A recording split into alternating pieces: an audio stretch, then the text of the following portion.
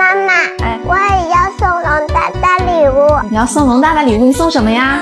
妈妈，这些零食和玩具我都不要了，我就要龙大大留下来。没想到龙哥回来后，最想龙哥的居然是依依。没有经历过离别之痛的依依，这次宁愿把心爱的玩具送给自己的龙大大，也不想让龙哥离开。粉丝们看到纷纷感动。就在妍一跟粉丝们分享完千只鸟抗菌内裤后，龙哥居然跟依依这样说：如果说你们跟我一样是2个孩子妈妈，咱们是宝妈的，你们有没有过这样的一些现象？就是平时你们会漏尿，有分泌物、白某带。妍一先送个礼物给大家，真心的、发自内心的很好的一个东西。我先给你们看颜值，你们就知道了啊。它是一个非常高品质的一个内裤，因为很多宝妈咱们经常会有漏尿、有分泌物、白某带，包括底裆就是洗起来很黄黄的，对不对？这个内裤你看啊，它这个面料是拼接这个非常奢华的一个蕾丝，重点是底裆是有一个7A 级别抗菌底裆一个检测报告的。尤其是这个季节，可能很多妈妈你们会出汗了，如果说底裆一直是湿哒哒湿漉漉，它自然会形成小菌菌，引发各种各样的问题，对不对？咱们去步行街买那种普通布的棉的纱的都得10几块钱一条，对吧？但是那种内裤它又没有7A 抗菌底裆，你用的就是普通的内裤底裆。今天我就是纯是给我自己家铁粉分享一份健康给大家啊。这个我跟大家看一下价格吧，你们自己在他们的店铺里买199块钱，到手是几条？8条，对不对？宝妈确实让你花200块钱去买内裤穿，有点过分了。你不需要考虑价格，你告诉我你需不需要一条真正带有7A 抗菌底裆的内裤？你需不需要一条这种颜值这么高，而且还丝丝滑滑、很有质感和高级贵妇感的一条内裤？今天咱不要199块钱，39块9 8条合多少钱？几块钱一条？你买个纯棉的小内裤不也得10块20块的吗？说实在的，你的外衣外裤可以随随便便选面料，但是你的私密贴身衣物的内衣内裤真的要选择这种底裆是7A 抑菌的，这个是很重要的。